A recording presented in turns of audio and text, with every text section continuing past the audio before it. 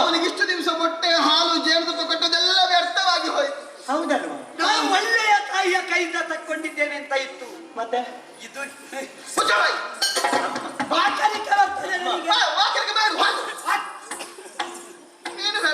ಮಾತಾಡ್ಬೇಕು ಬೇಡ ಅಮ್ಮ. ಈಗ ವಾಕ್ಯ ವೈಭವ ನಿಲ್ಲಿಸು, ಮಾತಾಡು. ದೇವೇಂದ್ರನ ಅಯ ಆ ಕುದುರೆಯ ಗಾರ ಈಗ ಕಪ್ಪಾಗಿಸಬೇಕು. ನೀವೆಲ್ಲ ಕಚ್ಚಬೇಕು. ಕಪ್ಪಿನ ಹಾವುಗಳೆಲ್ಲ ಹೋಗಿ ಕಪ್ಪಿನ ಹಾವುಗಳೆಲ್ಲ ಹೋಗಿ ಕಚ್ಚಬೇಕೆಂದೆಂಬುದಾಗಿ ನೀನು ಯಾವತ್ತು ಧರ್ಮ ಮಾರ್ಗದಲ್ಲಿ ನಡಿಬೇಕು, ಸತ್ಯ ಮಾರ್ಗದಲ್ಲಿ ನಡಿಬೇಕು ಎನ್ನುವಂತಹ ತಾಯಿ ಇಂದು ದಿವಸ ಮಕ್ಕಳೇ ಕಳ್ಳತನ ಮಾಡಬೇಕು, ಸುಳ್ಳು ಹೇಳಬೇಕು, ಮುಂದೆ ಕೆಟ್ಟದ ಕೆಲಸವನ್ನು ಮಾಡ್ಬೇಕೆಂಬುದು ತಾಯೇ ಹೇಳ್ತಾ ಇಲ್ಲ. ಮಕ್ಕಳು ನೀವು ಸುಳ್ಳು ಹೇಳಬೇಡಿ, ಕಳ್ಳತನ ಮಾಡಬೇಡಿ. ಓ ತಮ್ಮಂದಿರೇ, ಕಚ್ಚಿದ್ರೆ ಸಾಕು. ಹೇಳಿದವರನ್ನು ಮಾತು ಹೇಳಿದ್ರು ಗೊತ್ತುಂಟಾ? ಏನು? ಕುಪುತ್ರೋ ಜಾಯೇತೆ ಕ್ವಚಿದಪಿ ಕುಮಾತ ನಭವತಿ. ಯಾವುದು ಕೊಚ್ಚಿ ಎಲ್ಲಿಗಾದ್ರೂ ಕೊಚ್ಚಿ ನಂಗೆ ಅರ್ಥ ಮತ್ತೆ ಇದಕ್ಕೆ ಬಂದಕ್ಕೆ ಅರ್ಥ ಆಗಲ್ಲ. ಕುಕ್ಕುದ ಬಂದೆವು. ಕುಕ್ಕುದಪ್ಪಲ್ಲ ಅಮ್ಮ. ಕೆಟ್ಟ ಮಕ್ಕಳಾದರೂ ಪ್ರಪಂಚದಲ್ಲಿ ಹುಟ್ಟುತ್ತಾರೆ, ಕೆಟ್ಟ ತಾಯಂದಿರು ಹುಟ್ಟುವುದಿಲ್ಲ. ನೀನು ಬೇಗ ಬೇಗ ಮಾತಾಡಿದ್ರೆ ಅವನೇ ಮಾತಾಡ. ಅಮ್ಮ ಹಾಗೆ ಒಂದು ದಾರಿಯಲ್ಲಿ ಒಂದು ಮಾರಿ ಹೋಗ್ತಾ ಇದ್ದ. ಅಂದ್ರೆ ಯಾರೋ ಒಂದು ಹೋಮಾಚಾರ ಮಾಡಿ ಒಂದು ತೆಂಗಿನಕಾಯಿ ಬಿಸಾಕಿದ್ದಾರೆ ಅಂತ ಹೇಳು. ಇದಕ್ಕೆ ಒಂದು ತೆಂಗಿನಕಾಯಿಯ ವಿಷಯ ಯಾಕೆ?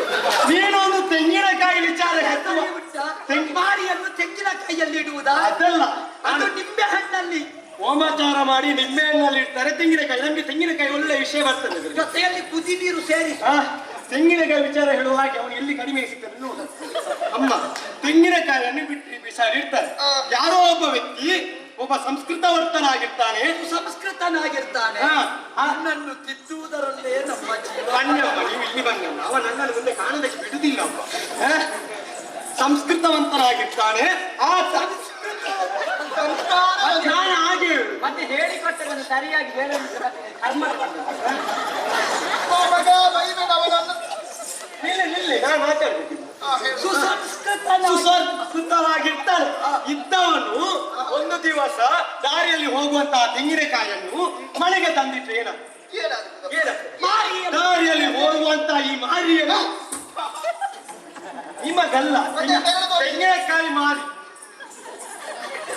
ಮಾರಿಯನ್ನು ಆ ಮಾರಿಸಲ್ಲ, ತೆಂಗಿನಕಾಯಿಯಲ್ಲಿರುವಂತಹ ಮಾರಿಯನ್ನು ಮನೆಯೊಳಗೆ ತಂದು ಇಟ್ಟಂತಾದ್ರೆ ಅವನ ಹೇಳಿ ದಾರಿಯಿಂದ ಹೊರ ಹೋಗುವ ಮಾರಿಯನ್ನು ಮನೆಯೊಳಗೆ ಸೇರಿಸಿದರೆ ಮನೆ ಹಾಳಾಗುವುದಲ್ಲದೆ ಮತ್ತೆ ಮನೆ ಉದ್ಧಾರ ಆಗುತ್ತದೆಯಾ? ಅಮ್ಮ ಮಾರಿಯಮ್ಮಲ್ಲ ಇದು. ಇದರಲ್ಲಿ ಕೈಯಲ್ಲಿ ಏನು ಕತ್ತಿದೆಯಾ? ಅಲ್ಲ ಏನಾದ್ರು ಇಟ್ಕೊಂಡಿದ್ದ ಮಾರಿಯಮ್ಮ? ನೀನು ಅದು ಆಗಬೇಡಮ್ಮ, ನೀನು ಮಹಾಮಾಯಿಯ. ಈ ಸಲ ನಾವು ಒಂದು ಬದಲಾವಣೆ ಮಾಡುತ್ತೇವೆ. ಎಂತದ್ದು ಬದಲಾವಣೆ? ಇದೊಂದು ಬಿಡೋಣ. ಯಾವುದು? ಅದೇ ಈ ಒಂದು ಕೆಲಸ. ನಾಳೆ ದಿವಸ ನೀವು ಯಾವ ಕೆಲಸ ಹೇಳಿದ್ರು ನಾನು ಕುಡಿಲ, ನಾನು ಎತ್ತ, ನಾನು ತೆಗಿಲ. ನಿನಗೆ ಅತಿಗಡಿಗೆ ಒಂದು ಕುಡಿಯುವುದು ನೆನಪು ಎಂತದ್ದಾಗುವುದು. ಅದ್ರಲ್ಲೇ ಮೇಲೆ ಬರು. ನೀನು ಹೇಳು.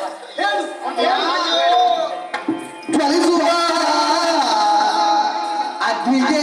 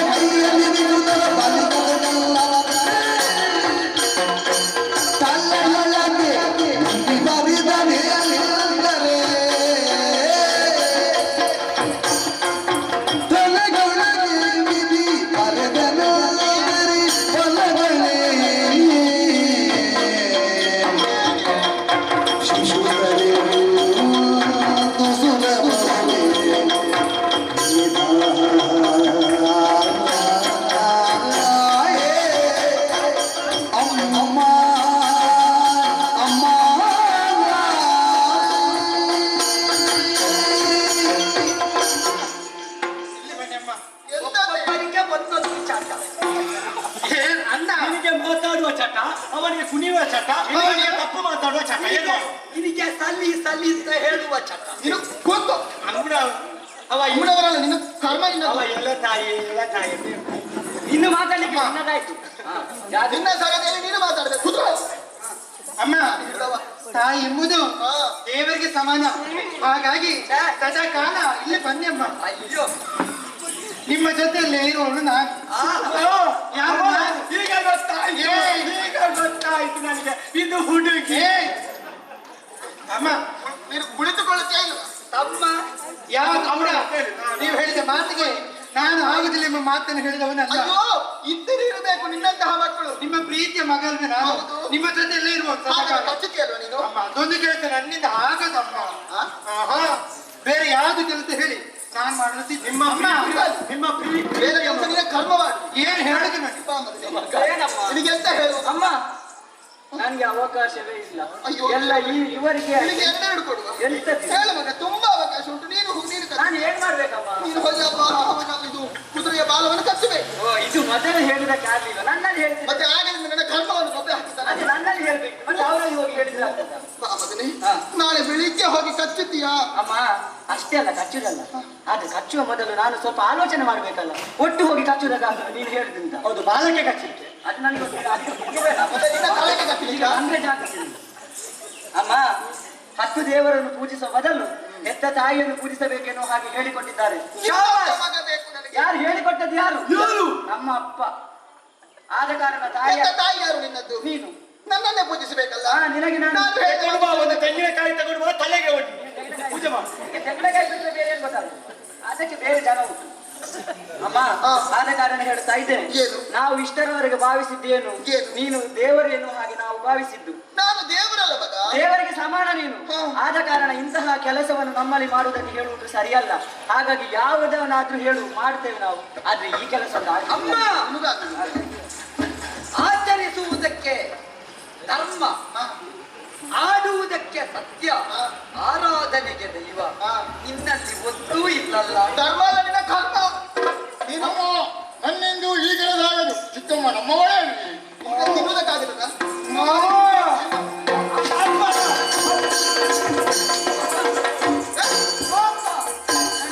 ಹೇಗೂ ತಿಂದು ಹೀಗಾಗಿ ಸ್ವಲ್ಪ ಮಾತಾಡ್ತೇನೆ. ಈಗ ನನಗೆ ವಿಷಯ ಗೊತ್ತಾಗಿದೆ. ಹೇಗೂ ದಪ್ಪ ಆಗಿದ್ದಿ, ಅದಕ್ಕೆ ಹೇಳುವುದು ಹೆಂಗಸರು ಹೆಚ್ಚು ದಪ್ಪ ಆಗಬಾರ್ದು ಅಂತ. ದುಡಿಲಿಕ್ಕೆ ಆಗುವುದಿಲ್ಲಲ್ಲ. ಅಪ್ಪ ಹೇಗೂ ಸೇವೆಗೆ ಜನ ಇರುವುದಿಲ್ಲ, ನಮ್ಮೊಳಗೆ ಒಂದು ಸೇವೆಗೆ ಜನ ಇರಿಸುವಂತ ಪ್ರಯತ್ನ. ಇನ್ನೂ ಈ ದಪ್ಪ ಆಗುದು ಸ್ವಲ್ಪ ಇಳೀರಿ, ಸ್ವಲ್ಪ ಸೇವೆ ಮಾಡು. ಬನ್ನಿ ಮಾರಿ ಹಿಡಿದ ಮಕ್ಕಳು. ಹಿಂದೆ ಹೊಡಿಲಿಕ್ಕಿಲ್ಲ, ಬಾಲ ಬೆಟ್ಟಾಗ್ತದೆ.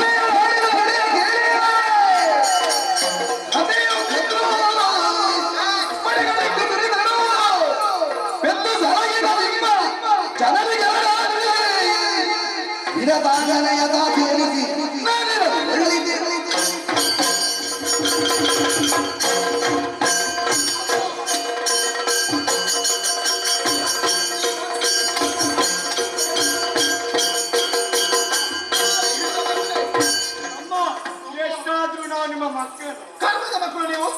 ನಿಮಗೆ ನಿಮಗೆ ನಿಮಗೆ ನಿಮಗೆ ಅದೊಂದು ಹೀಗೆ ಅದಕ್ಕೆ ಮೆಚ್ಚಿದ್ದು. ಹಾ? ನಡೆಯುವುದಕ್ಕೆ ಕಷ್ಟ ಆಯ್ತಾ? ಕೋಪದ ಶಕ್ತಿ. ಕೋಪ ಹೆಂಗಸರಿ ಕೋಪ ಬಂದ್ರೆ ಇದು ಹೆಚ್ಚಿಗೆ ಆಗ್ತದೆ. ನಿಮ್ಮ ಅಪ್ಪ ಕೇಳುವಾಗ ನಾನು ಬಯಸಿ ಬಯಸಿ ಪಡೆದಂತಹ ಮಕ್ಕಳು ನೀವು. ಮಕ್ಕಳನ್ನು ಪಡೆದಂತಹ ಕಾಲಕ್ಕೆ ಸಂತೋಷವನ್ನು ಪಟ್ಟೆ. ಆದ್ರೆ ನೀವು ಪಾಪಿಗಳು, ನೀವು ನನ್ನ ಮಕ್ಕಳ. ಅದಕ್ಕಿಂತ ಬಚ್ಚೆ ಆಗುತ್ತಿದ್ರೆ ನನಗೆ ಸಂತೋಷವಾಗುತ್ತಿತ್ತು. ನೀವು ನಾನು ಹೇಳಿದ ಮಾತು ಕೇಳುವುದಿಲ್ಲ. ಕೇಳುವುದಿಲ್ವಾ? ಕೇಳುವುದಿಲ್ವಾ? ಹಾಗಾದ್ರೆ ಸುಮ್ಮನೆ ಕೇಳುವುದಿಲ್ಲ.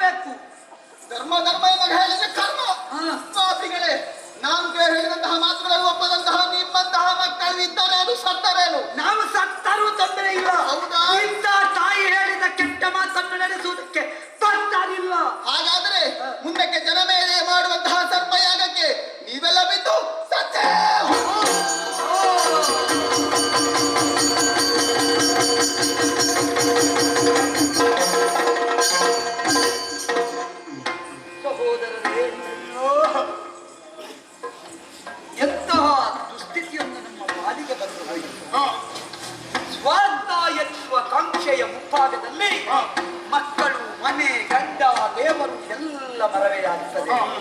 ನಮ್ಮ ಅಮ್ಮನಿಗೆ ಇರುವುದು ಸ್ವಾರ್ಥ. ತಾನು ಏರಬೇಕು, ತಾನು ದೊಡ್ಡವಳಾಗಬೇಕು.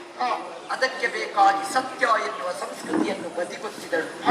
ಧರ್ಮ ಎನ್ನುವ ಆಚರಣೆಯನ್ನು ತೊರೆದು ಬಿಟ್ಟಳು. ಕಾಣದೇ ಇರುವ ಕೈಯೊಂದು ನೋಡುತ್ತಾ ಉಂಟು ಅನ್ನುವುದನ್ನೇ ತಿಳಿಯದೇ ಹೋದಳು. ಪರಿಣಾಮದಲ್ಲಿ ಸತ್ಯವಂತೆಯ ಮಕ್ಕಳಾಗಬೇಕು ಅಂತ ಮುಂದುವರಿದ ನಮಗೆ ಶಾಪವನ್ನೇ ಕೊಟ್ಟು ಬಿಟ್ಟಳು. ಇಂತಹ ತಾಯಿಯ ಮಕ್ಕಳು ಅಂತ ಹೇಳಿಕೊಂಡು ಬದುಕುವುದಕ್ಕಿಂತ ಸಾವುದೇ ಲೇಸಲ್ಲವೇ? ಮುಂದಕ್ಕೆ ಜನನೇ ಜಯಗೈಯುವ ದ್ವಾರ. ಒಬ್ಬ ಸಾವು ಬರುತ್ತದೆ ಅಂತ ಗೊತ್ತಿದ್ದು ತಾನು ಹಂಚಿ ಅಳುಕಿ ಬಾಳುವುದಲ್ಲ. ಅಷ್ಟರವರೆಗೆ ಬದುಕನ್ನು ಕಟ್ಟುವುದು ಬದುಕು. ಸಾವಿಗಂಚೆವು ನಾವು, ಬದುಕು ಕಟ್ಟುವೆವು. ಹಾಗಾದ ಕಾರಣ ಸತ್ಯವೇ ಸತ್ಯವೇ ಸತ್ಯವೇ ನಮ್ಮ ಬದುಕಿನ ಸತ್ಯ ಭಾವ. ಅದನ್ನು ಯಾವ ಕಾಲಕ್ಕೂ ನಾವು ಬಿಟ್ಟುಕೊಡಬಾರದು. ಭಗವದಿಚ್ಛೆ ಹೇಗಿರ್ತದೋ ಹಾಗಾಗಲಿ. ಬನ್ನಿ ಶಾಂತಿ ಪಡೆಯೋಣ.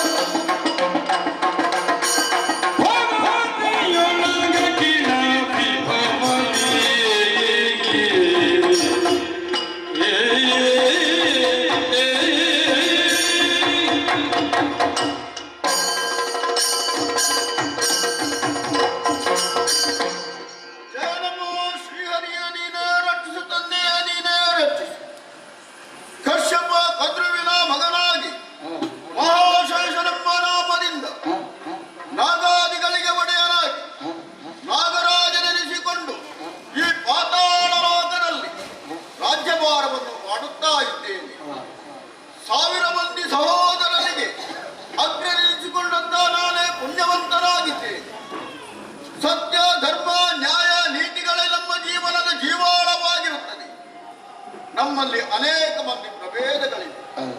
ಆದರೆ ಎಲ್ಲರೂ ಕೂಡ ನಮ್ಮನ್ನೇ ಒಡೆಯನೆಂದು ಮನ್ನಿಸಿಕೊಂಡು ಬಂದವರಿದ್ದಾರೆ. ನಾಗಾದಿಗಳಿಗೆ ಒಡೆಯನಾಗಿ ನಿಧಿಗಳನ್ನು ರಕ್ಷಿಸುವವನು ನಾನೇ ಆಗಿದ್ದೇನೆ. ಅಷ್ಟು ಮಾತ್ರವಲ್ಲ, ಮಹಾಶೇಷನೆನಿಸಿಕೊಂಡಂತ ನಾನು 1000 ಹೆಡೆಯುಳ್ಳವನಾಗಿ ಈ ಭೂಮಿಯನ್ನ ಮಧ್ಯಭಾಗದಲ್ಲಿ ಆಧರಿಸಿ ಹಿಡಿದುಕೊಂಡವನು ನಾನಾಗಿದ್ದೇನೆ. ಈ ಭೂಮಿಯಾದರೂ ನನಗೆ ಹೂವಿನಷ್ಟು ಹಗುರವಾಗಿ ಹೋಗಿರುತ್ತದೆ. ಯಾಕೆಂದರೆ ನಮ್ಮ ಜೀವನದಲ್ಲಿ ನಾವು ಆಚರಿಸಿಕೊಂಡು ಬಂದಂತ ಸತ್ಯ ಧರ್ಮಗಳೇ ನಮಗೆ ಹೀಗಾಗುವುದಕ್ಕೆ ಕಾರಣೀಕೃತವಾಗಿದೆ. ಕ್ಷೀರಸಾಗರ ವಾಸನೆನಿಸಿಕೊಂಡಂತಹ ಆ ಶ್ರೀಮನ್ನಾರಾಯಣ ನನ್ನ ಮೇಲೆ ಭವಾಗಿಸಿಕೊಂಡು ಶ್ರೇಷ್ಠನೆನಿಸಿಕೊಂಡಿದ್ದಾನೆ. ನಿಗ್ರಹ ಅನುಗ್ರಹ ಕಾರ್ಯವನ್ನು ಮಾಡಬಲ್ಲಂತ ಶಕ್ತಿವಂತರು ಸಾಮರ್ಥ್ಯವಂತರು ನಾವಾಗಿದ್ದೇವೆ. ಯಾರಿಗೂ ಕೆಡುಕನ್ನು ಬಯಸದೆ ಸರ್ವೇ ಜನ ಸುಖಿನೋಪವಂತು ಅನ್ನುವ ರೀತಿಯಲ್ಲಿ ಸರ್ವರಿಗೂ ಒಳ್ಳೆತನ್ನೇ ಹಾರೈಸುತ್ತ ಇರತಕ್ಕವನು ನಾವಾಗಿದ್ದೇವೆ. ಎಂದಿನಂತೆ ಇಂದು ಕೂಡ ಓಲಗ ಚಾವಡಿಯನ್ನು ಪ್ರವೇಶಿಸಿದ್ದೇನೆ. ಆದರೆ ಅದ್ಯಾರದು ರೋದನ ಕೇಳಿ ಬರುತ್ತಾ ಇದೆಯಲ್ಲ, ರೋದನ ಕೇಳಿ ಬರುತ್ತಾ ಇದೆಯಲ್ಲ, ಯಾರದು? ಕ್ಲೇಶರಿ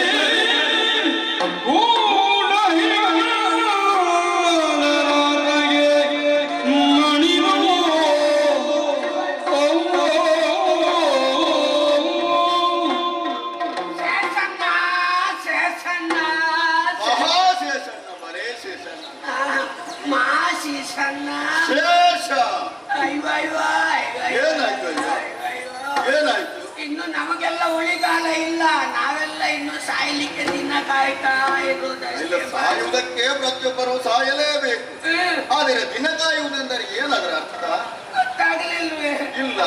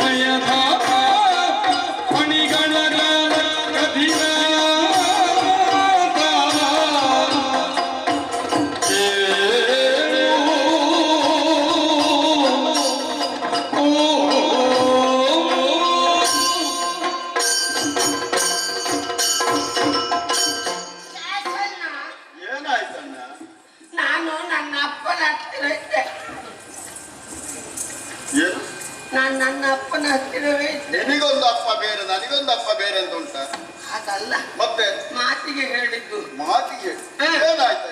ಈ ನಾನು ಅಲ್ಲಿ ಇರುವಾಗ ನಡೆದ ಕತೆ ಗೊತ್ತಾಯ್ತು. ಏನು ಕತೆ ಇಲ್ಲಿ? ಶೇಷಣ್ಣ, ಏನು? ಈ ಹೆಂಗಸರ ಜಾತಿ ಒಂದು ಇದ್ರೂ ಆಗ್ಲಿಕ್ಕಿಲ್ಲ, ಇಲ್ಲದಿದ್ರೂ ಆಗ್ಲಿಕ್ಕಿಲ್ಲ. ಯಾಕೆ ಹಾಗಾಯ್ತು? ಅಯ್ಯೋ ಅವರಷ್ಟೇ. ಏನು ಅವಸ್ಥೆ? ಹೆಂಗಸರೇ ಕಚ್ಚಾಡಿಕೊಳ್ಳುವುದು. ಹೌದಾ? ಎಲ್ಲಿ? ಅಲ್ಲ, ಹೆಂಗಸರ ಬುದ್ಧಿ ಹಾಗೆ ಕಚ್ಚಾಡುವುದು. ಏನೋ ನಾನು ಗೊತ್ತಿಲ್ಲ. ಇದು ಹಾಗೆ ಆಗಿ ಹೋಯ್ತಲ್ಲ. ಎಲ್ಲಿ ಆದದ್ದು ಇದು ಕತೆ? ನಮ್ಮ ಮನೆಯಲ್ಲಿ. ನಮ್ಮ ಮನೆಯಲ್ಲಿ ಆದಂತಹ ಕತೆ? ಮತ್ತೆ ಊರಿನ ವಿಷಯ ನಾನು. ಓಹೋ, ಏನದ ವಿಚಾರ ನೋಡ. ಅಲ್ಲಿ ಅವರು ಹೇಳಿದ್ದಿಷ್ಟೇ, ಏನು? ಆದಷ್ಟು ಬೇಗ ಬೆಳ್ಳಗಿದ್ದದನ್ನು ಕಪ್ಪು ಮಾಡಬೇಕು ಅಂತ. ಯಾರು ಹೇಳಿದ್ದು? ಆ? ಯಾರು ಹೇಳಿದ್ದು? ಅಮ್ಮ. ಅಮ್ಮ ಹೇಳಿದ್ದು? ಕುದುರಮ್ಮ. ಕುದ್ರು ಅಲ್ಲ, ಕದ್ರು. ಕದುರಮ್ಮ ಹೇಳಿದ್ದು. ಓಹೋ, ಅದಕ್ಕೆ ಮಕ್ಕಳು ಯಾರತ್ರ ಹೇಳಿದ್ದು? ಮಕ್ಕಳಲ್ಲಿ ಮಕ್ಕಳು ದಾನಂಜಯ, ಧನಂಜಯ, ಹ. ಆನಂತರ ಏಲ್ಭದ್ರಯ್ಯ, ಏನು ಮಾತ್ರ? ಎಲ್ಲ ಭದ್ರೆ. ಹಾ. ಆನಂತರ ಭಕ್ಷಕ, ತಕ್ಷಕನ, ಆನಂತರ ವಾಸುಕಿ. ಇವರೆಲ್ಲರದೊಂದು ಕೂಟ ಇತ್ತಲ್ಲ, ಇವರೆಲ್ಲ ಹೇಳಿದ್ದು ನಮ್ಮ ಸಹೋದರರು. ಹೌದು, ನಮ್ಗ ಹಾಗೆ ಅಲ್ವಾ? ಮತ್ತೆ ಇವರೆಲ್ಲ ಹೇಳಿದ್ದು ಒಂದೇ, ಏನು? ಅದೊಂದು ಮಾತು ಆಗಲಿಕ್ಕಿಲ್ಲ. ಬೆಳ್ಳಗಿದ್ದದ್ದನ್ನು ಕಪ್ಪು ಮಾಡ್ಲಿಕ್ಕೆ ಹೋದ್ರೆ ಒಂದಲ್ಲ ಒಂದು ದಿನ ಅದು ಮತ್ತೆ ಪುನಃ ಬೆಳ್ಳಗಾಗಿ. ಯಾವುದನ್ನು ಬೆಳ್ಳಗಿದ್ದನ್ನು ಕಪ್ಪು ಮಾಡುವ ವಿಚಾರ ಏನು ನನಗೆ ಅರ್ಥ ಆಗಲಿಲ್ಲ. ಇಂದ್ರ ಕುಳಿತುಕೊಳ್ಳುವ ಕುದುರೆ ಉಂಟಲ್ಲ, ಅವ ಉಚ್ಚೆ ಸೇವಿಸಿ ಹಾಗೆಲ್ಲ ನಿನಗೆ ಅದೆಲ್ಲ ಬರ್ಲಿಕ್ಕಿಲ್ಲ. ಕುದುರೆ ಅವನ ಕುದುರೆ ಅದರ ಬಾಲ ಅದು ಬೆಳ್ಳಗುಂಟು, ಅದನ್ನು ಕಪ್ಪು ಮಾಡಬೇಕು. ಬಾಲವನ್ನು ಕಪ್ಪು ಮಾಡಬೇಕು ಅಂತ ಅಮ್ಮ ಹೇಳಿದ. ಹೌದು, ಮಕ್ಕಳ ಆಗ್ಲಿಕ್ಕೆ ನಮ್ಮಿಂದ ಅದೊಂದು ಸಂಗತಿ ಆಗ್ಲಿಕ್ಕೆ. ಕುದುರೆಯ ಬಾಲವನ್ನು ಕಪ್ಪು ಮಾಡ್ಲಿಕ್ಕೆ ಆಗ್ತದಲ್ಲ? ಆಗ್ತದ ಇಲ್ಲ. ನೀವೆಲ್ಲ ಅದನ್ನು ಕಚ್ಚಿ ಹಿಡಿದು ನೋಡುವಾಗ ಆ ರೀತಿ ಕಾಣಬೇಕು. ಓಹೋ, ನೋಡುಗರ ಕಣ್ಣಿಗೆ ಅದು ಕಪ್ಪಾಗಿರುವುದೊಂದಿದೆ. ಅಮ್ಮ ಹೇಳಿದ ಮಾತನ್ನು ಮಕ್ಕಳು ಧಿಕ್ಕರಿಸಿದರು ಅನ್ನುವಂತಹ ಕಾರಣಕ್ಕೆ ಬೇಕಾಗಿ ಮಕ್ಕಳನ್ನು ಶಪಿಸಿ ಬಿಟ್ಟೆ ಆ ತಾಯಿ. ಅಂತೆ ಅಮ್ಮ ಕೊಟ್ಟಂತ ಶಾಪ ಎಂದು ಖುಷಿಯಾಗುವುದಕ್ಕೆ ಸಾಧ್ಯವಿಲ್ಲ. ಅಮ್ಮ ಹೇಳಿದಂತ ಮಾತನ್ನು ನಡೆಸಿಕೊಡಬೇಕಾದ್ದು ಮಕ್ಕಳ ಕರ್ತವ್ಯವೂ ಆಗಿರುತ್ತದೆ. ಹಾಗೆ ನನ್ನ ಸಹೋದರರು ತಾಯಿಯ ಮಾತನ್ನು ಧಿಕ್ಕರಿಸಿ ತಡೆದರೆ ಪರಿಣಾಮವಾಗಿ ಶಾಪಕ್ಕೆ ತುತ್ತಾಗಿ ಹೋದರು. ಈ ಶಾಪದ ಫಲವನ್ನು ಖಂಡಿತವಾಗಿಯೂ ನಾವು ಉಣ್ಣಲೇಬೇಕಾಗುತ್ತದೆ. ಆದರೆ ಏನು ಮಾಡೋಣ? ಏನಾದರೂ ಇದಕ್ಕೆ ಬೇರೆ ದಾರಿಯನ್ನು ನಾವು ಹುಡುಕಲೇಬೇಕು. ಯಾವುದಕ್ಕೂ ನನ್ನ ಸಹೋದರರನ್ನು ಕರೆದು ಮಾತನಾಡುತ್ತೇನೆ. ಯಾರಲ್ಲಿ ಸಹೋದರನ್ನು ಹೊರ ಹೇಳಿ.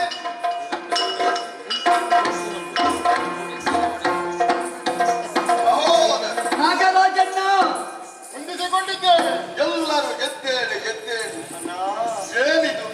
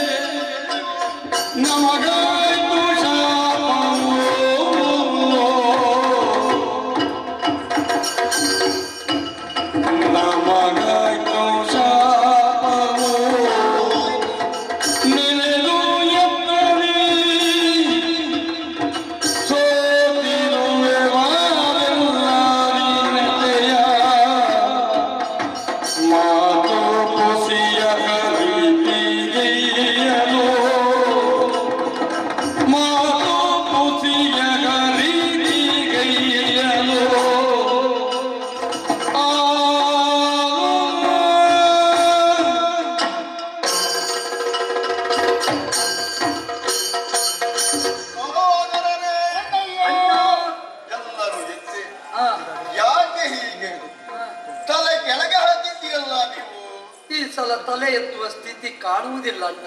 ತಲೆ ಕೆಳಗೆ ಹಾಕುವ ಜಾತಿಯೇ ಅಲ್ಲ ನಾವು ಯಾವಾಗಲೂ ಹೆಡೆ ಎತ್ತಿ ಮೇಲೆಯೇ ನೋಡಬೇಕಾದವರು, ಊರ್ಧ್ವಮುಖಿಗಳು. ಹೌದಲ್ಲ?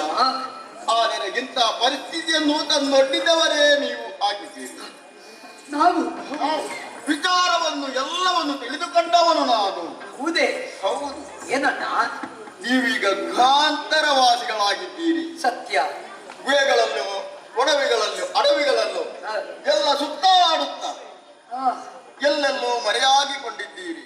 ಆಯುಷ್ಯ ಎನ್ನುವಂತ ವರ್ತಮಾನವನ್ನು ತಿಳಿದುಕೊಂಡವನು ನಾನು. ಆಯುಷ್ಯ ಇದ್ದಷ್ಟು ಸಮಯ ಬದುಕುವ ಅಂತ ತಿರುಗುತ್ತಾ ಇದ್ದೆ. ಆಯುಷ್ಯ ಇದ್ದಷ್ಟು ಸಮಯ ಬದುಕುವ ಅಂತ ಹೇಳಿದ್ದೆ. ಆ ಬದುಕಿಗೂ ಒಂದು ಮೌಲ್ಯ ಬೇಕಲ್ಲ, ಬದುಕಿಗೂ ಒಂದು ಅರ್ಥ ಬೇಕಾಗುತ್ತದೆ. ಆದರೆ ಅರ್ಥವನ್ನು ಕಳೆದುಕೊಂಡು ಬದುಕುವುದರಲ್ಲಿ ಅರ್ಥವೇ ಇಲ್ಲ, ಅದೊಂದು ಅನರ್ಥವೇ ಆಗಿ ಹೋಗುತ್ತದೆ. ಬದುಕು ವ್ಯರ್ಥವಾಗಬಾರದು ಎನ್ನುವುದು ಎಲ್ಲರಲ್ಲಿ ಅಪೇಕ್ಷೆ. ಆದರೆ ವ್ಯರ್ಥವಾಗುವ ಹಾಗೆ ನೀವೇ ಮಾಡಿಕೊಂಡಿದ್ದೀರಲ್ಲ. ಈಗ ನಾವು ತಪ್ಪಿದ್ದೇವೆ. ನೀವೇ ತಪ್ಪಿದವರು. ಅಮ್ಮ ಹೇಳಿದಂತ ಮಾತನ್ನು ಈಡೇರಿಸದೆ ಶಾಪಕ್ಕೆ ಒಳಗಾದವರು ನೀವಾಗಿದ್ದೀರಿ. ಒಂದು ವೇಳೆ ಅಮ್ಮ ಹೇಳಿದಂತೆ ನಡೆಯುತ್ತಾ ಇದ್ದರೆ ಖಂಡಿತವಾಗಿಯೂ ಇಂಥ ಶಾಪ ನಿಮಗೆ ಖಂಡಿತವಾಗಿಯೂ ತಟ್ಟುತ್ತಿರಲಿಲ್ಲ.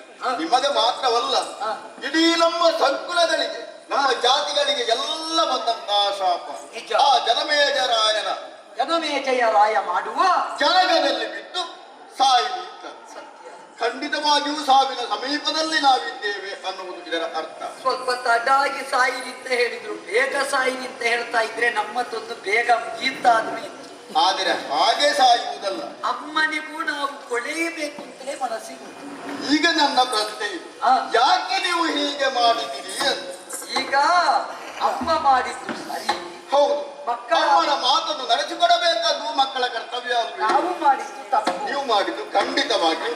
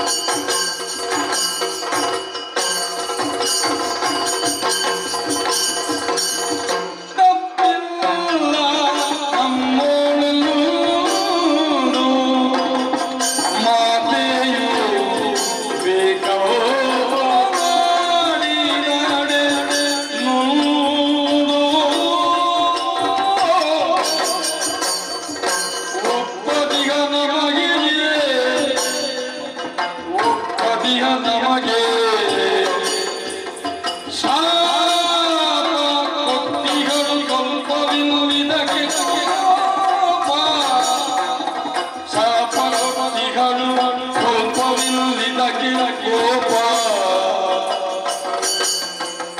ತಪ್ಪಿಲ್ಲ ನಮ್ಮೊಳೆಂದು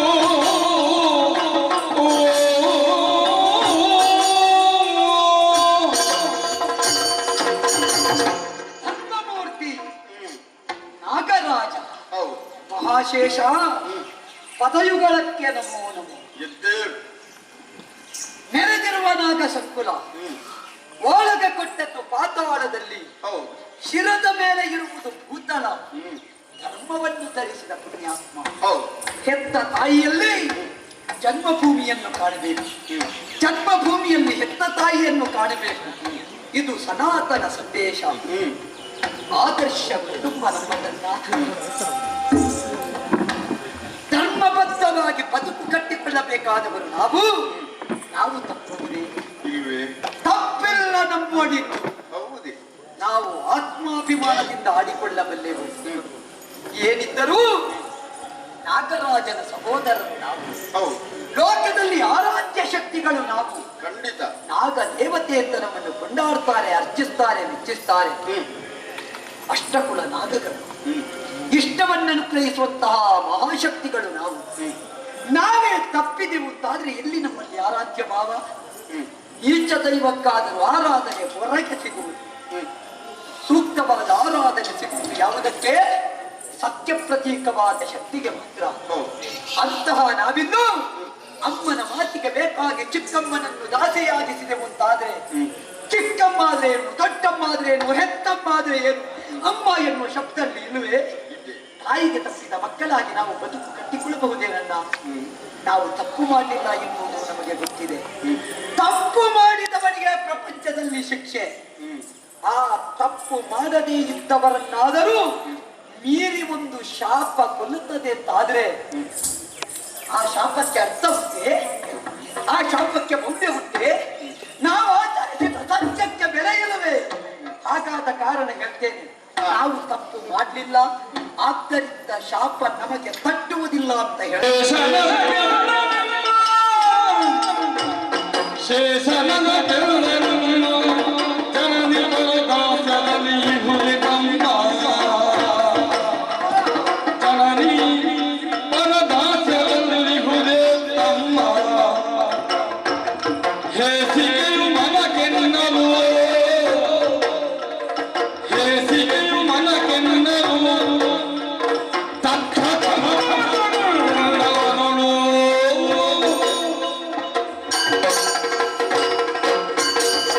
ಅಮ್ಮಂದಿರೇ, ಅಣ್ಣ ಮಾತೆಯ ಮಾತನ್ನು ನಡೆಸುವುದಕ್ಕೆ ಅಸಾಧ್ಯ ನಿಜ ಅನ್ನುವಂತ ಕಾರಣಕ್ಕಾಗಿ ನೀವು ಧಿಕ್ಕರಿಸಿ ಶಾಪಕ್ಕೆ ಒಳಗಾದವರು ನಿಜ ಆದರೆ ಮಾತೆ ಅಂತ ಮಾತುಗಳನ್ನು ಯಾಕೆ ಹೇಳಿದರು ಗೊತ್ತಿಲ್ಲ ಆದರೆ ಪ್ರಪಂಚದಲ್ಲಿ ಕೆಟ್ಟ ಮಕ್ಕಳಾದರೂ ಹುಟ್ಟಬಹುದಂತೆ ಕೆಟ್ಟ ತಾಯಿ ಎಂದೂ ಹುಟ್ಟಲಾರಳಂತೆ ಕ್ಷಮಾಗುಣ ಸಂಪನ್ನಳು ಹೌದಲ್ಲ ಹಾಗಿದ್ದರೆ ತಾಯಿಯಲ್ಲಿ ಏನಾದರೂ ಒಂದು ಒಳ್ಳೆಯ ಉದ್ದೇಶವು ಇರಲೂಬಹುದು ಅಥವಾ ನಮ್ಮ ಹಿತವನ್ನೇ ಬಯಸಿ ತಾಯಿ ಆ ರೀತಿಯಾಗಿ ನುಡಿದಳೋ ಏನು ಒಂದು ವೇಳೆ ಮಾತೆಯ ಮಾತಿನಂತೆ ಆ ಕುದುರೆಯ ಬಾಲ ಕಪ್ಪಾಗದೆ ಹೋದರೆ ನಮ್ಮ ತಾಯಿ ಆ ಚಿಕ್ಕಮ್ಮನಿಗೆ ದಾಸಿಯಾಗಿ ತನ್ನ ಜೀವನವನ್ನು ಸವೆಸಬೇಕಾಗುತ್ತದೆ ಅದಕ್ಕೆ ನಾವು ಎಷ್ಟು ಮಂದಿ ಇದ್ದೇವೆ ಹೇಳು ಸಾವಿರ 1000 ಮಂದಿ ಮಕ್ಕಳಿದ್ದೇವೆ 1000 ಮಂದಿ ಮಕ್ಕಳಿದ್ದು ಕೂಡ ನಮ್ಮ ತಾಯಿ ಪರರ ದಾಸಿಯಾಗಿ ಜೀವನವನ್ನು ಸಾಗಿಸ್ತಾಳೆ ಎಂದಾದರೆ ನಮ್ಮ ಜೀವನದಲ್ಲಿ ಅದಕ್ಕಿಂತ ನಿಷ್ಕೃಷ್ಟವಾದಂತಹ ಪರಿಸ್ಥಿತಿ ಮತ್ತೊಂದಿದೆ ಹೇಳು ಓಹೋ ಹಾಗಾಗಿ ಖಂಡಿತವಾಗಿಯೂ ಮಾತೆಯ ಮಾತಿನಂತೆ ನೀವು ನಡೆಯಬೇಕು ಆ ಕುದುರೆಯ ಬಾಲವನ್ನು ಕಪ್ಪಾಗಿ ತೋರುವಂತೆ ನೀವು ಮಾಡಬೇಕು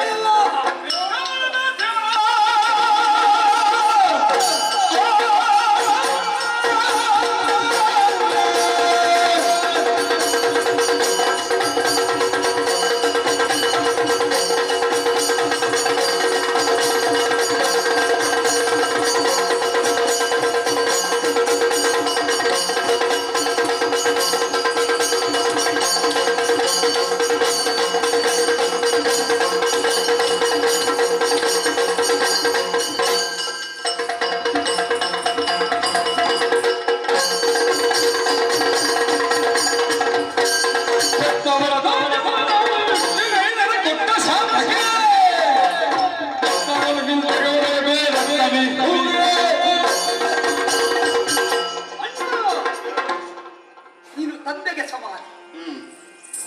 ತಪ್ಪು ಮಾಡಿದ ನಮ್ಮನ್ನು ತಪ್ಪು ನಾವು ಮಾಡ್ತಾ ಇದ್ರೆ ನಮ್ಮನ್ನು ತಿದ್ದಬಹುದಿತ್ತು. ಆ ಕೆಲಸಕ್ಕೆ ನೀನು ಮುಂದಾಗಲಿಲ್ಲ. ತಪ್ಪು ಮಾಡಿದ ತಾಯಿ ಅವಳನ್ನು ಪ್ರೋತ್ಸಾಹಿಸ್ತಾ ಇದ್ದಿ. ತಾಯಿ ತಪ್ಪು ಮಾಡಿದ್ದಳೋ ಇಲ್ವೋ ಅನ್ನುವಂತಹ ಪ್ರಶ್ನೆ ನಮಗೆ. ನಡೆಯುವುದೊಂದೇ ನುಡಿ, ನಡೆಯುವುದೊಂದೇ ನಡೆ. ಈಗ ನಮಗೆ ಇರುವುದು ಒಂದು ಕಣ್ಣಿಗೆ ಕಾಣುವ ದೇವರು ಎಂದರೆ ಅಮ್ಮನು ತಾನೆ. ನಮ್ಮ ದೇವರು ಹೌದು.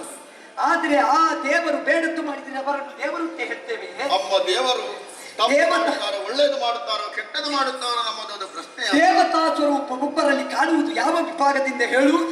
ಆಚರಿಸುವ ಆಚರಣೆಯಿಂದ, ಆಡುವ ಮಾತಿನಿಂದ, ಮಾಡುವ ಕರ್ಮದಿಂದ, ನಡೆಯುವ ನಡೆಯಿಂದ, ನುಡಿಯುವ ನುಡಿಯಿಂದ. ಆವಾಗವಲ್ಲಿ ದೇವರನ್ನು ಕಾಣುವುದಕ್ಕೆ ಸಾಧ್ಯವಾಗುತ್ತದೆ. ಸತ್ಯದ ಪಥವನ್ನು ತೋರಿಸಬೇಕಾದ ತಾಯಿಯೇ ತಪ್ಪು ದಾರಿಯಲ್ಲಿ ನಡೆಯಿರಿ ಅಂತ ಹೇಳ್ತಾಳೆಂತಾದ್ರೆ ಅವಳು ಪೆತ್ತವಳಲ್ಲ, ಅವಳು ಕೇವಲ ಹೊತ್ತು ಹಾಕಿದವಳು ಅಂತ ಹೇಳಬಹುದು. ಏನು ಅಮ್ಮನ ಗರ್ಭದಿಂದ ಬಂದವರಲ್ವಲ್ಲ ನಾವು, ಅಂಡ ಬಡಿದು ಬಂದವರು. ಬ್ರಹ್ಮಾಂಡದಲ್ಲಿ ಎಷ್ಟು ಗೌರವ ಉಂಟು ನಮಗೆ. ನಾರಾಯಣ ಮಲಗುವ ಶೇಷ ಮಂಚವದು ಶೇಷ, ಶಿವನ ಜಡೆಯಲ್ಲಿ ರಾರಾಜಿಸುವುದು ನಾಗ, ಕೊರಳಲ್ಲಿ ರಾರಾಜಿಸುವವನು ನಾಗ.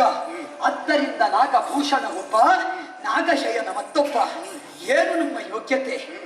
ಶ್ರೀಮನ್ನಾರಾಯಣನ ಯೋಗ್ಯತೆ ಹಾಗಿದ್ರೆ ಪರಮೇಶ್ವರ ಸುತನಾದ ಸ್ಕಂದ ನಾಗರೂಪವನ್ನು ತಳೆದು ಪ್ರಪಂಚದಲ್ಲಿ ಬಿಂಬಿಸಿ ಆರಾಧಿಸಲ್ಪಡ್ತಾನೆ. ಎಂತಹ ಉನ್ನತ ಸ್ಥಾನಕ್ಕೇರಿದವರು ನಾವು. ಕೇವಲ ಅಮ್ಮನಿಗೆ ಒಂದು ಅಧಿಕಾರ ಲಾಲಸೆ ಉಂಟು ಎನ್ನುವ ಕಾರಣಕ್ಕೆ ಅಮ್ಮನ ನಡೆಯಲ್ಲೇ ಸಾಗಿ ಬದುಕನ್ನು ಕಳೆಯುವವರು ನಾವಲ್ಲ. ನಮ್ಮ ಬದುಕು ಸಂದೇಶಾತ್ಮಕವಾಗಿರಬೇಕು. ಅಣ್ಣ, ನಾನು ತಕ್ಷಕ ಏನು?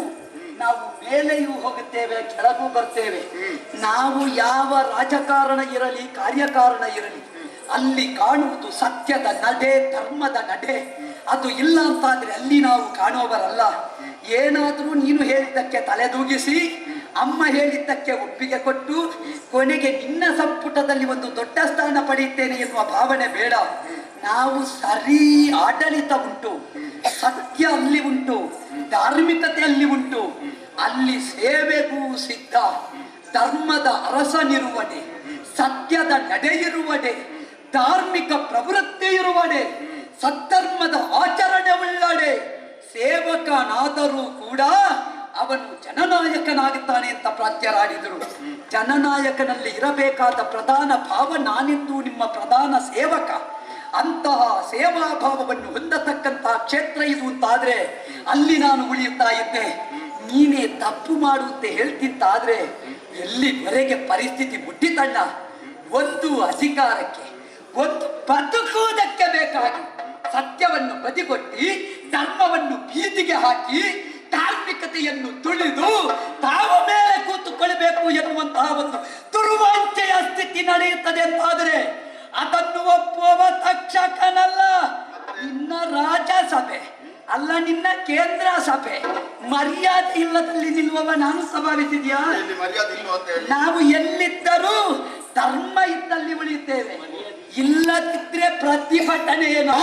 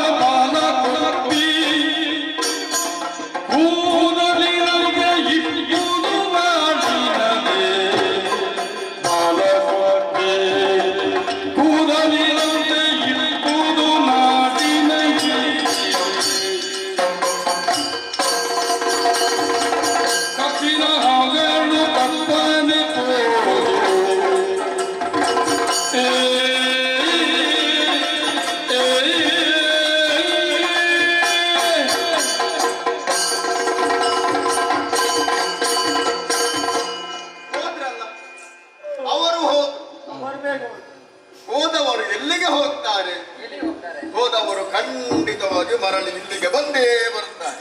ಅವ ಈಗ ಒಬ್ಬ ಮೊದಲೋದವ ಬರುವುದಲ್ಲ. ಶಾಪಗ್ರಸ್ತನಾಗಿ ಇವನ ಮುಖದ ಬಣ್ಣವೇ ಮಾಸಿ ಹೋಗಿದನು. ಹೌದು, ಇದಕ್ಕಿಂತ ಮುಂಚೆ ನಾನು ಪ್ರವೇಶ ಆಗುವಾಗ ಎಷ್ಟು ಚಂದ ಇದ್ದೇನೆ. ಈಗ ಹೇಗಾಗಿ ಹೋಗಿದ್ದೀನಿ. ಚಂದ ಇರ್ಲಿಲ್ಲ, ಹೀಗೆ ಇದ್ದದ್ದು. ಅಲ್ಲ ಮುಖ ನೋಡು, ನೀನು ಮಧ್ಯಕ್ಕೆ ಮಾತಾಡು. ಏನೇ ಆಗಲಿ ತಾಯಿಯ ಮಾತನ್ನು ಉಳಿಸಿಕೊಡಬೇಕಾದ್ದು ಮಕ್ಕಳಾಗಿ ನಮ್ಮ ಆದ್ಯ ಕರ್ತವ್ಯವಾಗಿರುತ್ತದೆ. ತಾಯೇ ಪರದೈವ, ಪರದೇವರು. ತಾಯಿಯನ್ನು ದೇವರಾಗಿ ಕಾಣತಕ್ಕವರು ನಾವು ಎಷ್ಟು ಮಂದಿ ಮಕ್ಕಳಿದ್ದರೂ ಕೂಡ ತಾಯಿಯ ಮಾತನ್ನು ನಡೆಸದೇ ಹೋದರೆ ನಮ್ಮ ಜೀವನ ವ್ಯರ್ಥವಾಗಿ ಹೋಗುತ್ತದೆ. ತಾಯಿ ಹೇಳಿದ್ದು ಸರಿಯೋ ತಪ್ಪೋ ಅನ್ನುವಂತ ಜಿಜ್ಞಾಸೆ ನಮಗೆ ಬೇಡ.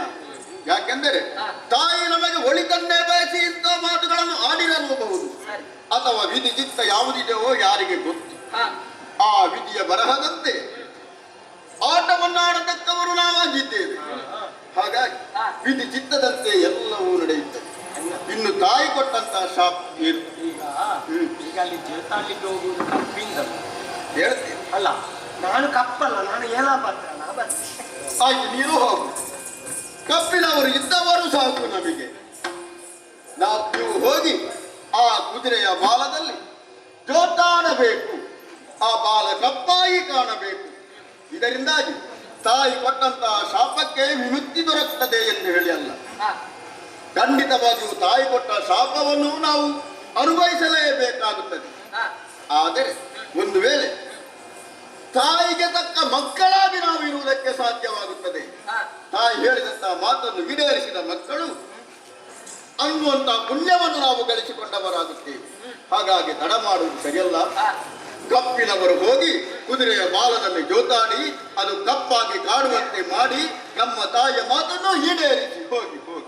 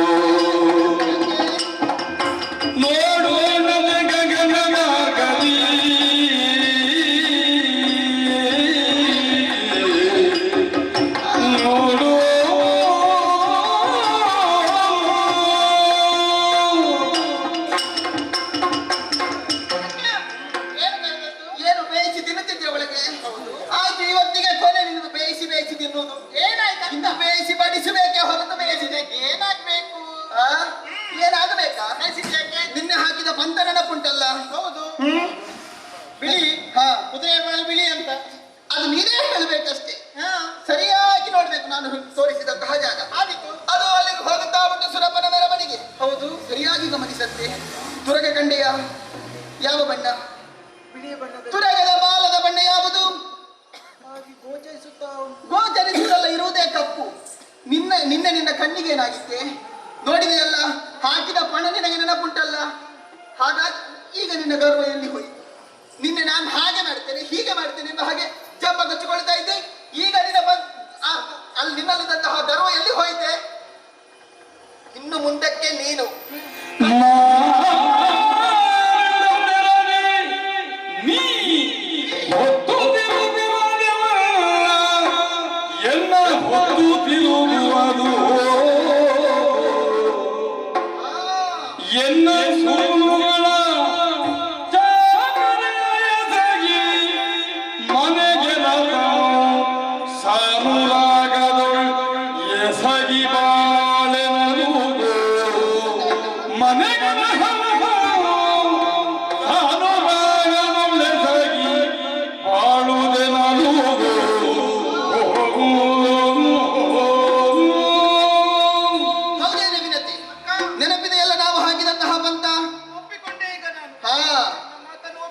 ತುರಗದ ಬಾಲದ ಬಣ್ಣ ಬಿಳಿ ಕಪ್ಪಾದತೆ ಹೌದು ಎಂದಾದರೆ ನನ್ನ ದಾಸಿಯಾಗಿ ಸೇವೆ ಮಾಡಬೇಕು. ನೆನಪುಂಟಲ್ಲ, ಪದವನ್ನು ನೆನಪಿಸುತ್ತಾ ಇದ್ದೇನೆ. ಹಾಗಾಗಿ ಇಂದಿಗೆ ಕೊನೆ.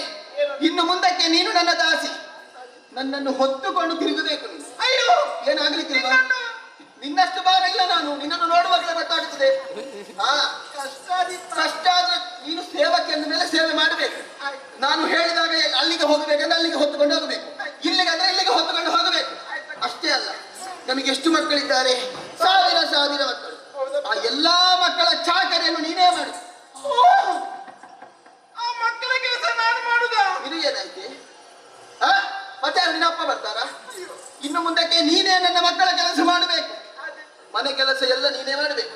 ನಾನು ದಿವಸಕ್ಕೆ 4-5 ಬಟ್ಟೆ ಹಾಕ್ತೇನೆ, 4-5 ಸೀರೆ ಉಡ್ತೇನೆ, ಎಲ್ಲ ನೀನೇ ಒಗೆಯಬೇಕು. ಮಕ್ಕಳಿಗೆ ಆಹಾರ ಬೇಯಿಸಿ ಹಾಕುವುದು, ಮಕ್ಕಳು ಕೇಳಿದಂತಹ ಕೆಲಸವನ್ನು ಮಾಡಿ ಕೊಡುವುದು, ಮನೆ ಕೆಲಸ ಒರೆಸುವುದು, ಗುಡಿಸುವುದು ಎಲ್ಲ ನಿನ್ನಿಂದಲೇ ಆಗಬೇಕು. ನೆನಪುಂಟಲ್ಲ? ಇಲ್ಲಿ ಬಾ. ಏನು ಹೇಳಿದಂತಹ ಕೆಲಸ ಮಾಡ್ತೀಯಲ್ವಾ? ಮಾಡ್ತೇನಲ್ಲ, ಮಾಡಬೇಕು, ಮಾಡತಕ್ಕದ್ದು. ನಾನು ಬರುವಾಗ ನನಗೆ ಬಿಸಿ ನೀರು ಕಾಯಿಸಿ ಸಿದ್ಧ ಇಡಬೇಕು. ಬಿಸಿ ಅಲ್ಲೂ ಬೆಂಕಿ ಬಂತು. ನಿನ್ನನ್ನು ನೆಲಕ್ಕೆ ಹಾಕಿ ತುಳಿಬೇಕು. ಬಿಸಿ ನೀರು ಕಾಯಿಸಿ ಸಿದ್ಧ ಇಡಬೇಕು. ನೆನಪಿದೆ ಅಲ್ವಾ? ಒಂದು ವೇಳೆ ನೀರು ತಣ್ಣಗಾದ್ರೆ ಬಿಸಿ ಬಿಸಿ ಕಾಯಿಸಿ ನಿನ್ನ ತಲೆಗೆ ಉಳಿದುಕೊಟ್ಟು.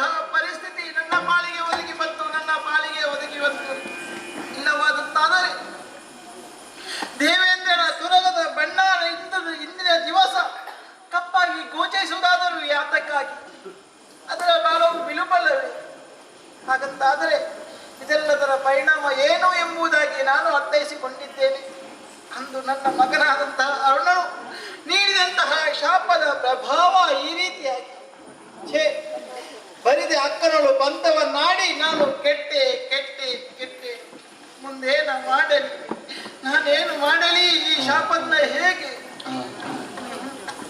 ನನ್ನ ಅಕ್ಕನ ದಿನದ ವರ್ತನೆಯನ್ನು ಗಮನಿಸಿದ್ದೀರಿ ಆಕೆ ಹೆಣ್ಣಲ್ಲ ಹೆಣ್ಣು ರೂಪದಲ್ಲಿರುವಂತಹ ಹೆಮ್ಮಾರಿಯ ರೀತಿಯಲ್ಲಿ ನನ್ನನ್ನು ದುಡಿಸುತ್ತಾ ಇದ್ದಾಳೆ ನನಗೆ ಬರಿ ಬರಿ ಶಿಕ್ಷೆಯನ್ನು ವಿಧಿಸುತ್ತಾ ಇದ್ದಾಳೆ ಆಕೆ ಹೊಟ್ಟೆಯಲ್ಲಿರುವುದು ಕರುಳುಗಳಲ್ಲ ಕಬ್ಬಿಣದ ಸರಳುಗಳು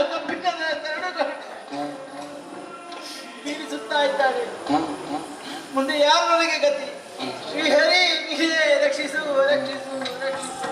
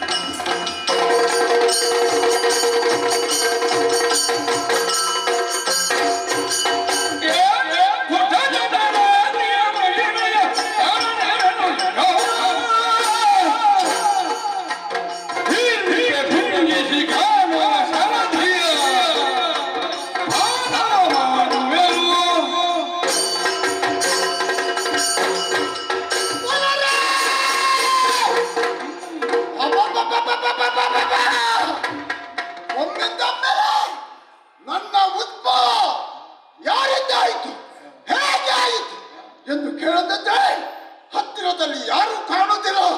ಒಂದು ಕಡೆಯಲ್ಲಿ ನೋಡುವಾಗ ಆಕಾಶವೇ ಕಾಣುತ್ತಾ ಇದೆ. ಕೆಳಗೆ ನೋಡಿದರೆ ಹೊಯ್ಗೆಲ ರಾಶಿ ರಾಶಿ ಕಾಣುತ್ತಾ ಇದೆ. ಹಾಗಾದರೆ ನನ್ನ ಹುಟ್ಟಿಗೆ ಕಾರಣಕರ್ತರು ಯಾರಾಗಿರಬಹುದು?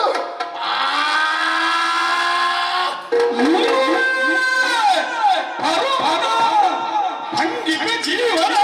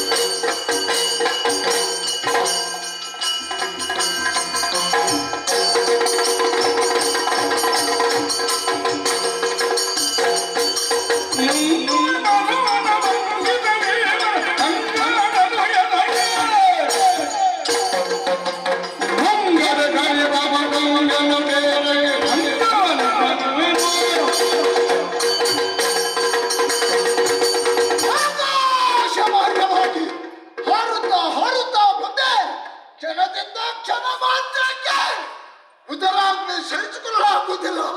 ಹಾಗಾದರೆ ಬೆಟ್ಟ ಗುಡ್ಡಗಳೆಲ್ಲ ನುಂಗಿ ಬಿಟ್ಟೆ, ಸಪ್ತ ಸರಜ ನೀರನ್ನೇ ಕುಡಿದು ಬಿಟ್ಟೆ, ಹಸಿವು ಸಾಕಾಗುವುದಿಲ್ಲ. ಹಾಗಾದರೆ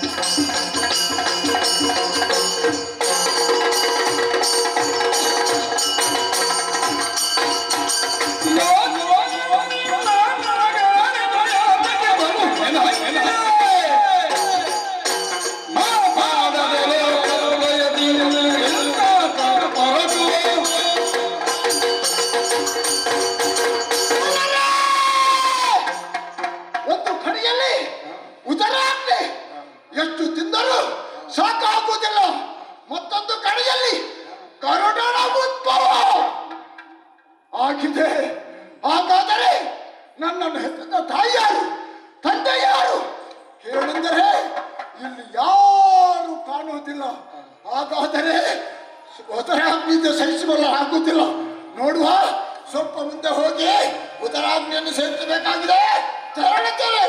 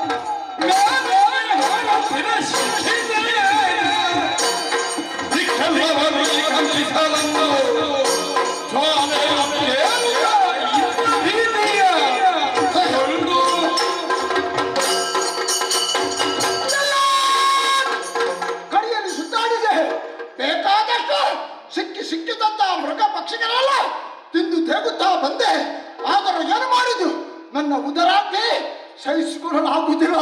ಆದ್ದರಿಂದ ಉದರಾಗ್ನಿ ನೀಗಿಸಬೇಕಾದರೆ ಸ್ವಲ್ಪ ಹೊತ್ತು ತಿರುಗಾಟ ಮಾಡಬೇಕು. ಆ ಬಳಿಕ ನನ್ನ ಹೆತ್ತ ಅವ್ವ ಯಾರು ಎಂದು ಯೋಚನೆ ಮಾಡಬೇಕು. ಹುಡುಕುತ್ತಾ ಹೋಗಬೇಕು. ನೋಡುವ ನನ್ನ ಹೆತ್ತ ಅಮ್ಮ ಯಾವ ಕಡೆ ತಂದು ಹುಡುಕುತ್ತಾ ಮುಂದೆ ಸಾಗುತ್ತಾರೆ.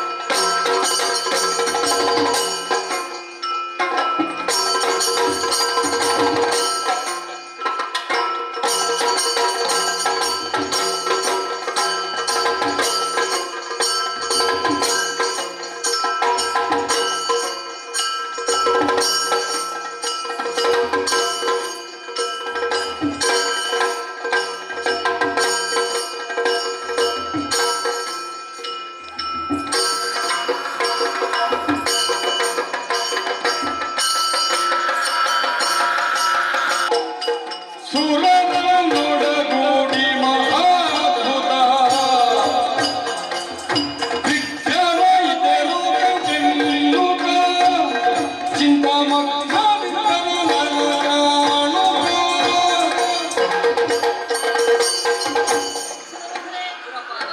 ನೋಡಬಾರದು.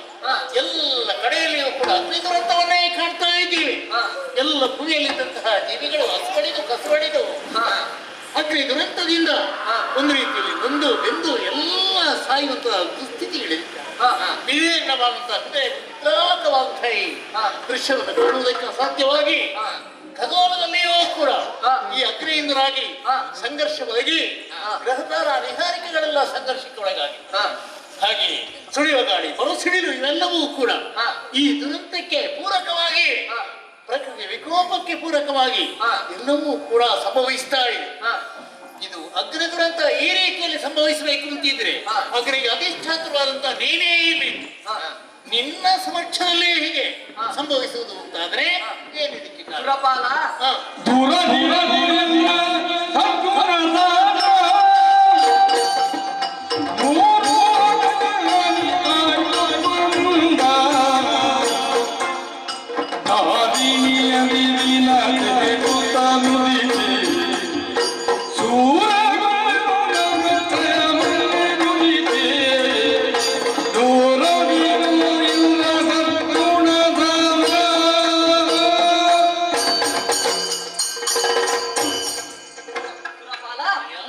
ಈ ವಾತಾವರಣಕ್ಕೆ ಇದು ನನ್ನಿಂದ ಆದುದಲ್ಲ. ಸರಿ. ಇದಕ್ಕೆ ಕಾರಣವೂ ನಾನು ಅಲ್ಲ. ವಿನತೆ ಮತ್ತು ಕಶ್ಯಪರಿಗೆ ಪುತ್ರನೋರ್ವನು ಜನಿಸಿದ್ದಾನೆ. ಸರಿ. ಅವನು ಜನಿಸಿದ ವೇಳೆಯಲ್ಲಿ ಅವನ ಬಳಿ ತಂದೆ ತಾಯಿಗಳು ಇಲ್ಲದ ಕಾರಣ ಅವನು ಹಸಿವಿನಿಂದ ಕಂಗೆಟ್ಟು ಸರಿ. ಅಮೋಘ ಫಲ ಸಂಪನ್ನೆಯಾಗಿ ಇಡೀ ಜಗತ್ತನ್ನೇ ನುಂಗುತ್ತೇನೆ ಎಂದು ಹೊರಡಿದ್ದಾನೆ. ನಿನ್ನದಂತಹ ನಿಯಂತ್ರಣದಲ್ಲಿರಬೇಕಾದಂತಹ ಅಗ್ನಿಯದ್ದಾದಂತಹ ಆ ವರ್ತುಲ ನಿನ್ನ ನಿಯಂತ್ರಣವನ್ನು ಮೀರಿ ಮುಂದುವರಿಯುತ್ತದೆ ಅಂತಾದ್ರೆ ಅದಕ್ಕೆ ಪೂರಕವಾದಂತಹ ಯಾವುದೋ ಒಂದು ಶಕ್ತಿ ಅದನ್ನು ಪ್ರಚೋದಿಸುವಂತೆ ಮಾಡಿದೆ ಅಂತ ಅರ್ಥ. ಈಗ ನಾವು ವಿಧಿಯನ್ನೇ ಕಂಡು ಇದಕ್ಕೆ ಪರಿಮಾರ್ಜನೆಯನ್ನು ಮಾಡಿಕೊಳ್ಳುವಂತಹ ದಾರಿ ಯಾವುದು ಅಂತ ಕಂಡುಕೊಳ್ಳಬೇಕು, ಅಲ್ಲಿ ಸೇರಿಕೊಳ್ಳಬೇಕು.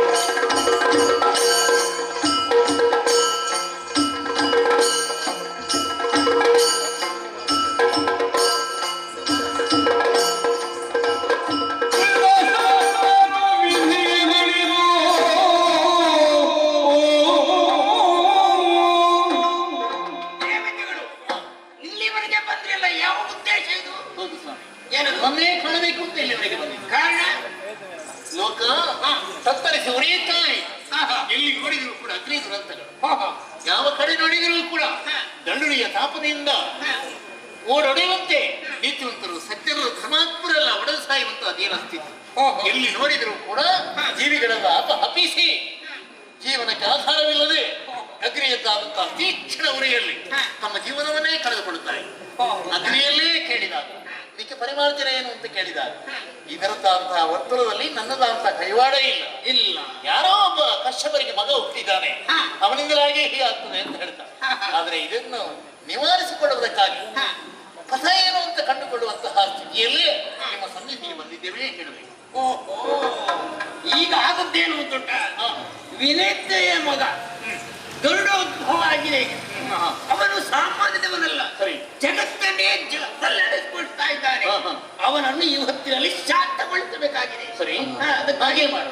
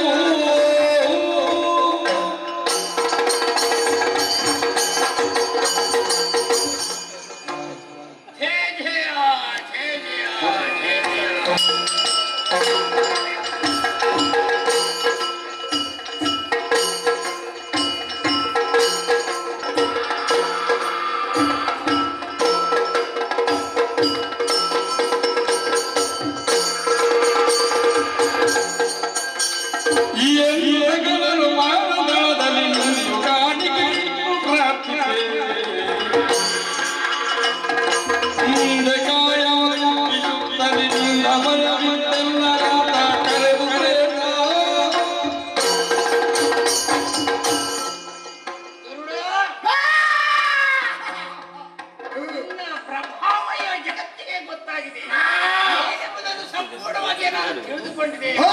ಆದ್ರಿಂದಾಗಿ ಇನ್ನು ಮುಂದೆ ನೀನು ಈ ಶಾಂತನಾಗಬೇಕು. ಅಯ್ಯೋ ಬ್ರಹ್ಮದೇವ, ಹಾಗೂ ಇಂದ್ರಾದಿ ಸಮರಸರೇ, ಸರಿ, ನನ್ನ ಈ ಭೀಕರ ರೂಪವನ್ನು ನೋಡಿ ಎಲ್ಲರೂ ಹೆದರಿ ಕಡನೆ ನಡುಗುತ್ತಾ ಇದ್ದೀರಾ? ಹಾಗಾದರೆ ನಾನು ಶಾಂತನಾಗಬೇಕೆ? ಇದು ಶಾಂತನಾಗಿದ್ದೇನೆ.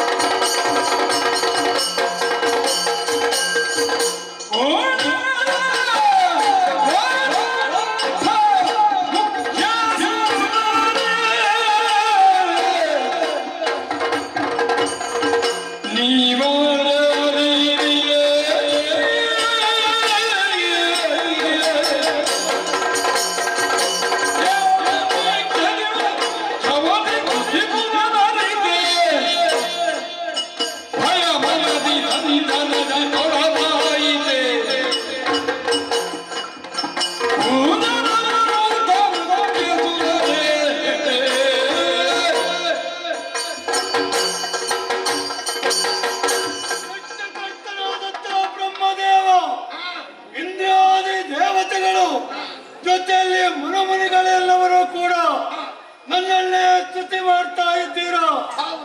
ಓರ ರೂಪದಿಂದ ಇದ್ದಂತ ನನ್ನನ್ನು ಕಂಡಕ್ಷಣ ಭಯಭೀತರಾದದ್ದನ್ನು ಕಂಡಂತಹ ನಾನು ಓರ ಸ್ವರೂಪವನ್ನೇ ತ್ಯಜಿಸಿ ಶಾಂತ ಗರುಡನಾಗಿದ್ದೇನೆ. ಎಲ್ಲವರು ನಿಶ್ಚಿಂತರಾಗಿರಿ. ನನ್ನಿಂದ ಆಗಿ ನಿಮ್ಮ ಪಾಲಿಗೆ ಕಷ್ಟವಾಯಿತೆ. ಆದರೆ ಒಂದು ಮಾತು,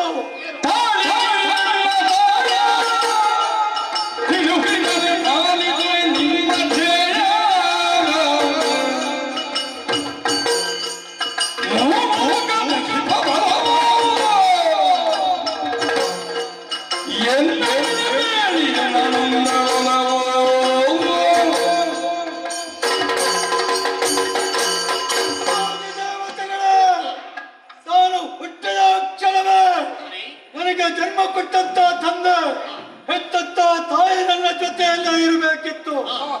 ಒಮ್ಮೆ ನೋಡಿದಾಗ ನನ್ನ ಮಾತಾ ಪಿತರನ್ನು ನಾನು ನೋಡಿದವನಲ್ಲ. ಅವರು ಎಲ್ಲಿದ್ದಾರೆ, ಹೇಗಿದ್ದಾರೆ, ನನ್ನ ಹುಟ್ಟಿನ ಸಂದರ್ಭದಲ್ಲಿ ಇಲ್ಲಿ ಇರದೇ ಇರುವಂತ ಕಾರಣವಾದರೂ ಏನು ಹೇಳಿ ಹೇಳಿ.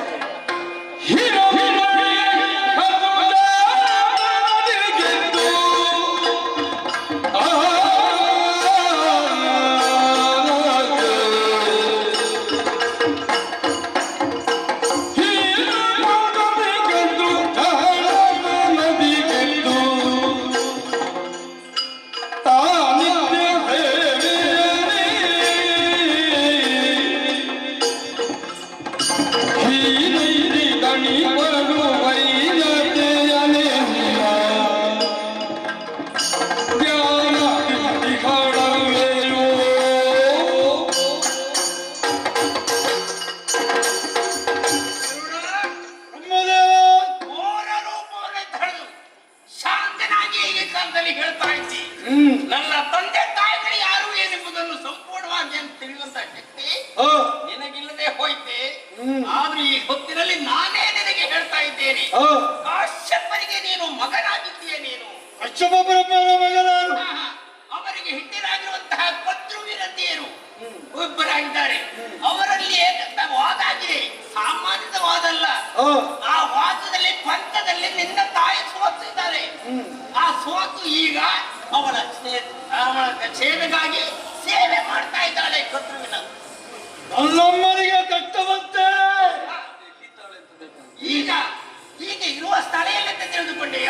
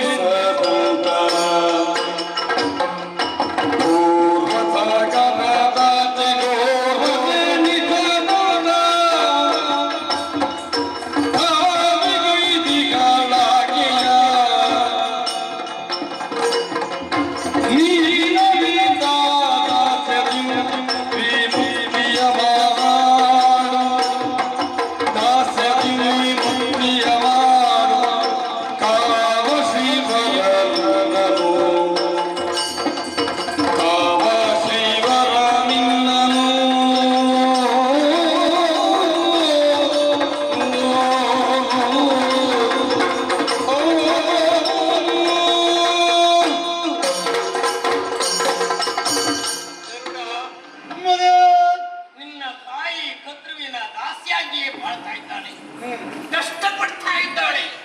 ಅವಳ ವಿಷಯ ಎಂದು ಹೇಳಿದ್ರೆ ನನಗೆ ಪಶ್ಚಾತ್ತಾಪ ಆಗ್ತದೆ. ಈಗ ಇರುವ ಸ್ಥಳ ಎಲ್ಲಿ ಅಂತ ತಿಳಿದುಕೊಂಡೆಯ? ಪೂರ್ವ ಸಮುದ್ರದ ಆಚೆ ದಡದಲ್ಲಿ ಕಣ್ಣೀರು ಸುರಿಸ್ತಾ ಇದ್ದಾಳೆ. ಅಕ್ಕನ ಸೇವೆಯನ್ನು ಮಾಡ್ತಾ ಇದ್ದಾಳೆ. ಅದರಿಂದಾಗಿ ನಿನ್ನಲ್ಲಿ ನಾನು ಹೇಳ್ತಾ ಇರುವುದು, ಆ ಸೇವೆಯನ್ನು ಬಿಡುಗಡೆ ಮಾಡಬೇಕು ಅಂತ ಹೇಳುವುದು.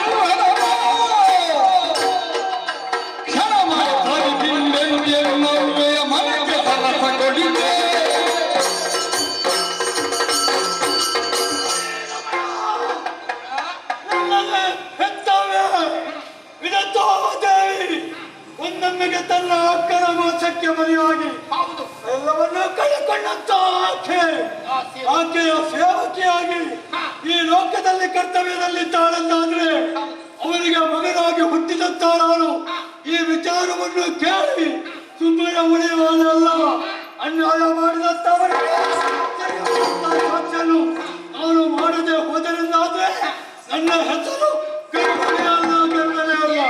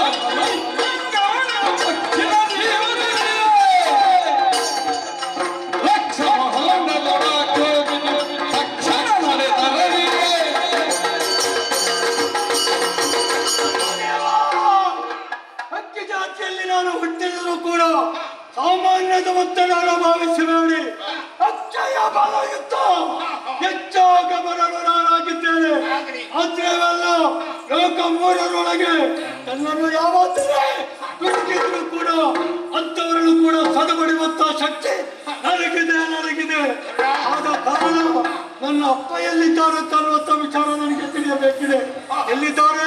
ಆದ್ರೆ ನಿನಗೊಂದು ದಾರಿಯನ್ನು ನಾನು ತೋರಿಸ್ತೇನೆ. ಮೊದಲಾಗಿ ನಿನ್ನ ತಂದೆ ಆಶೀರ್ವಾದ ಪ್ರಾಮುಖ್ಯ. ಹೌದಲ್ವಾ? ಎಲ್ಲಿವರೆಗೆ ಹೋಗು, ತಂದೆಯಿಂದ ಆಶೀರ್ವಾದ ಪಡೆದು ಆಮೇಲೆ ದಾಸತ್ವವನ್ನು ಬಿಡುಗಡೆ. ಧನ್ಯರಾದೆ ಅಂತದ ವಿಚಾರ.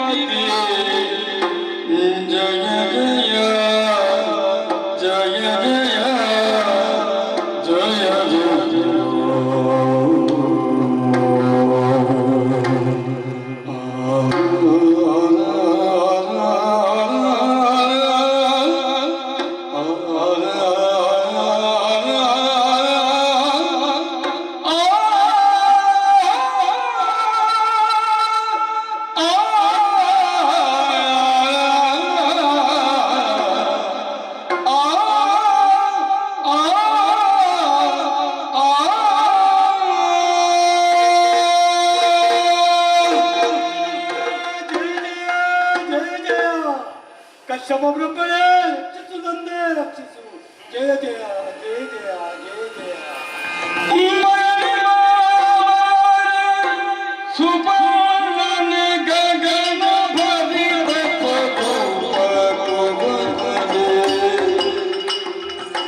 ಗಗನ ಭರಿತ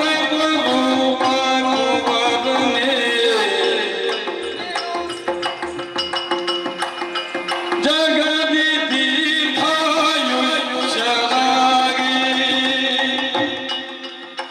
ಜಗದಿ ದೀರ್ಘಾಯುಷ್ಯರಾಗಿ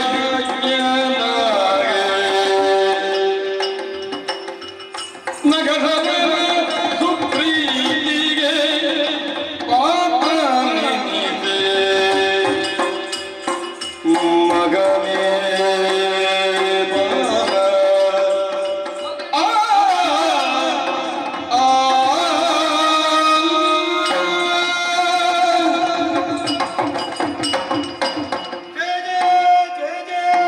ಮಗನೇ ಗರುಡ, ಇತ್ತ ಬಾ ಮಗನೇ, ಇತ್ತ ಬಾ. ನಿನ್ನ ಬೆಳವಣಿಗೆಯನ್ನು ಕಂಡು ಮನಸ್ಸಿಗೆ ಬಹಳಷ್ಟು ಸಂತೋಷವಾಯಿತು ಮಗನೇ. ಮಕ್ಕಳು ಕೀರ್ತಿವಂತರಾಗಿ ಬೆಳೆಯಬೇಕು ಅಂತಾದ್ರೆ ತಂದೆ ತಾಯಂದಿರ ಆಶೀರ್ವಾದ ಮುಖ್ಯವಾಗಿ ಬೇಕಂತೆ.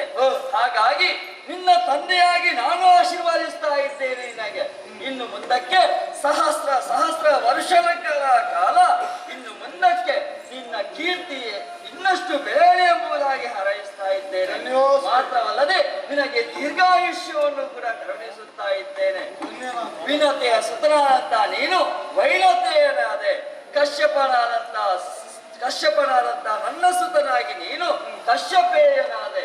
ಖಗಗಳಿಗೆಲ್ಲರಿಗೂ ಕೂಡ ಇಂದ್ರನಾಗಿ ಇನ್ನು ಮುಂದಕ್ಕೆ ಖಗೇಂದ್ರನಾಗು.